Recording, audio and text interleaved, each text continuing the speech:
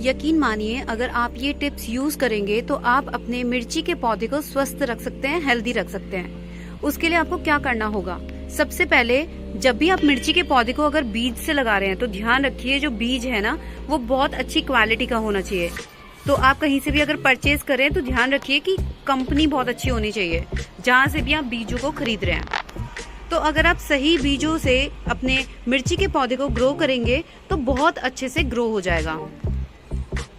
पहली चीज तो आपको यही ध्यान रखनी है।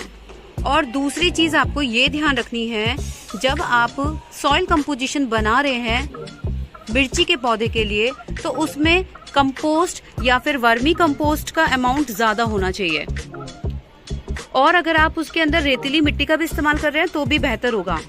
और ध्यान रखिए, जब भी आप मिर्ची के पौधे को लगाएं तो जो आपका गमला है वो मिट्टी का होना चाहिए। तो मिट्टी के गमले में आप इसी तरीके से बहुत सारे अपने मिर्ची के पौधे में मिर्चियां देख पाएंगे। अब जब हम मिर्ची के पौधे लगा लेते हैं तो दिक्कत ये आती है कि बहुत सारे कीड़े लग जाते हैं। देखिए, जैसे इस वाले पौधे में देखिए, वैसे तो ये हेल्दी प्लांट है, बट यहाँ देखिए यहाँ पे कितने सारे मतलब कीड़े लग गए हैं इस पत्ते के नीचे। ये देखिए, तो कीड़ों से बचाने के लिए अपने मिर्ची के पौधे के लिए आप सिर्फ 2 उपाय करें।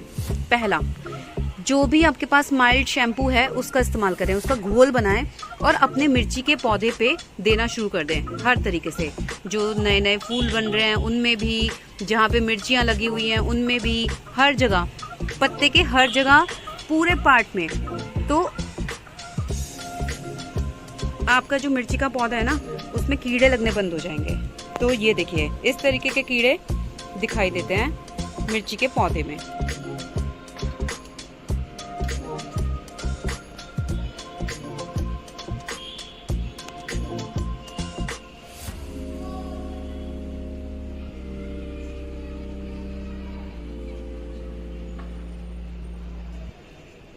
तो इन कीड़ों से बचाने के लिए आपको क्या करना होगा? आपको बस पहली चीज ध्यान रखना होगा, फिगर आउट करते रहना होगा। और शैम्पू जब आप यूज करेंगे ना तो ध्यान रखिए कि अमाउंट थोड़ा ध्यान रखिएगा। ऐसा ना हो कि आपने मतलब पूरा, अगर आप मतलब नीम खली भी अगर इस्तेमाल कर रहे हैं ना, और नीम केक के साथ, तो उसमें भी क्या होगा, वो भी आपको पता है कि बहुत हद तक हमारे पौधों को खराब कर देती है ज़्यादा यूज़ करना नीम खली का या नीम ऑयल का। तो आप शैम्पू का इस्तेमाल करना। और दूसरा क्या करोगे आप, जो चावलों का पानी होता है, तो चावलों के पानी में क्या है, चावल का पानी फर्मेंटेड होता है और वो हमारे प्लांट्स के हर पार्ट में जब आप स्प्रे करोगे तो आप देख पाओगे कि जितने भी कीड़े हैं वो भाग गए हैं और कीड़े लगने बंद हो जाएंगे। तो उसके लिए आपको क्या करना होगा? उसके लिए आपको सिर्फ ये ध्यान देना होगा, जो आपका मिर्ची का पौधा है उसमें जो कीड़े लग गए हैं उसके लिए हमें मतलब नीम ऑयल और नीम केक का बार बार इस्तेमाल ना करके आप क्या यूज करेंगे? एक तो शैम्पू का घोल और दूसरा फर्मेंटेड वाटर। वैसे तो मैंने पेस्टिसाइड के ऊपर बहुत सारे वीडियोस बनाए हैं, आप प्लेलिस्ट से जाके सारी इन्फॉर्मेशन ले सकते हैं। और इन दोनों ट्रिक्स को यूज करके आप अपने मिर्ची के पौधे को हेल्दी रख पाएंगे।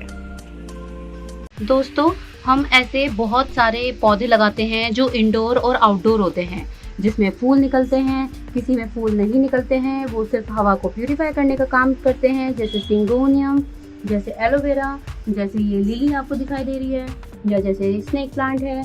इसी तरीके से हम सब्जी के पौधों को भी उगा सकते हैं। अब वो कैसे उगाएंगे? तो सबसे पहले आज हम बात करेंगे भिंडी की।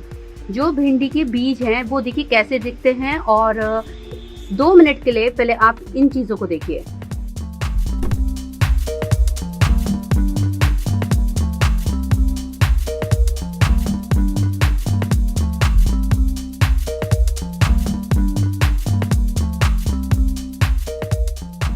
देखा आपने, हमने कैसे भिंडी के बीज लगाए।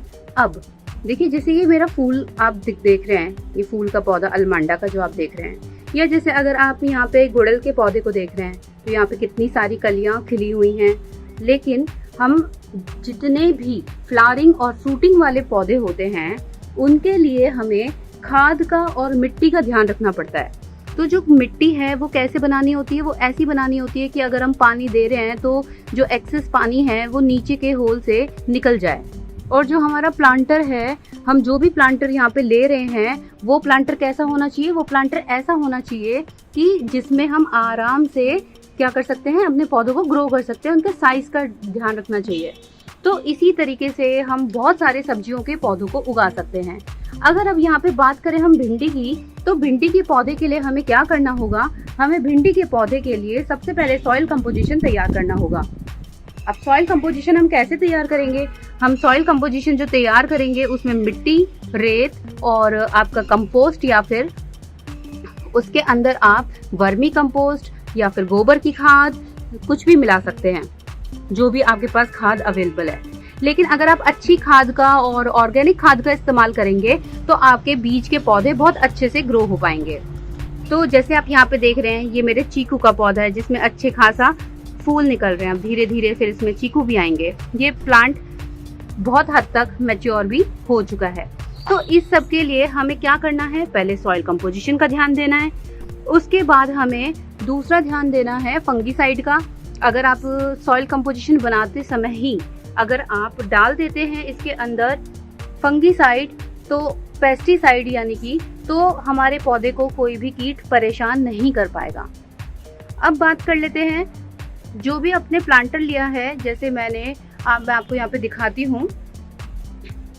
जैसे मैंने इसमें बीज उगा दिए हैं। अब 15 से 20 दिन के बीच में छोटी छोटी सैपलिंग्स आएंगी जो मैं आपके साथ शेयर करूंगी। और फिर उसके बाद धीरे धीरे जो सैपलिंग्स आएंगी, जब वो मैच्योर हो जाएंगी, बड़ी हो जाएंगी, फिर हम उसके अंदर उनको सेपरेट करेंगे, वो भी मैं आपके साथ शेयर करूंगी। और फिर जैसे जैसे धीरे धीरे बीज से अंकुरित होके सैपलिंग बनने के बाद, मैच्योर होने के बाद जब भिंडियाँ आनी शुरू होंगी तो आपके साथ मैं जरूर शेयर करूंगी। ध्यान रखिएगा, आप जहाँ से भी बीज ले रहे हैं, सीड्स ले रहे हैं, वो हाई क्वालिटी की होनी चाहिए। अगर हाई क्वालिटी की नहीं होगी बीज तो भिंडी नहीं ग्रो कर पाएगी। तो आपको इन तमाम बातों का ध्यान रखना होगा भिंडी को बीजों से उगाने से पहले। आपको इन्फॉर्मेशन कैसी लगी मेरे को जरूर बताइएगा। गार्डन गपशप को सब्सक्राइब कीजिएगा, बेल आइकन को प्रेस कर दीजिएगा फर्दर अपडेट्स के लिए।